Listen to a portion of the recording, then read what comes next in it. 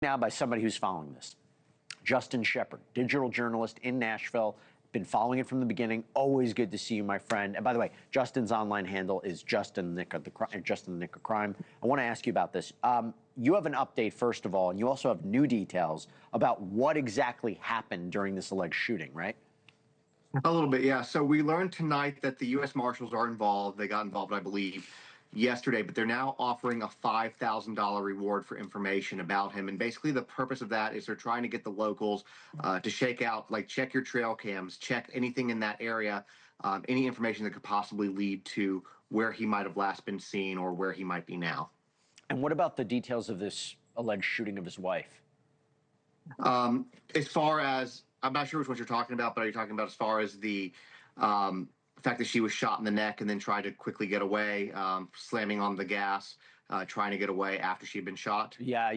Just okay, about that. sorry. Because I'm trying to understand the dynamic between them. I mean, do we know anything Yes. about their relationship? Why this might have happened or allegedly happened?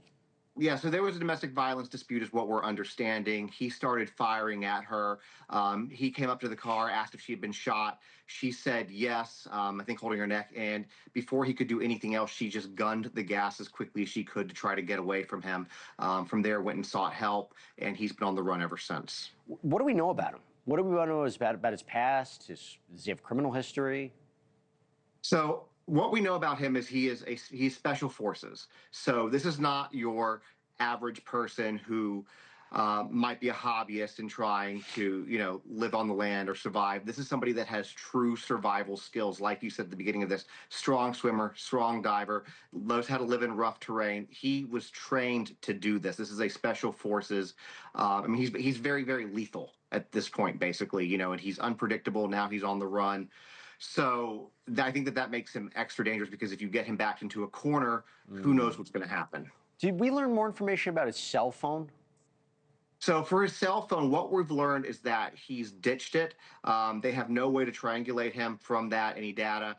Basically, what this boils down to for the police is that makes it a lot harder for them to track him. They're going to have to go down to good old-fashioned police work, detective work, trying to find out where he is, because by not having that phone, that takes a big piece of the equation out when you're trying to search for him. Especially given this circumstances in this terrain. Now, what you described as somebody who is incredibly self-sufficient. However, my understanding is authorities, they haven't ruled out he may have help. I don't know who that would be, but are investigators focusing on that at all, that possibility?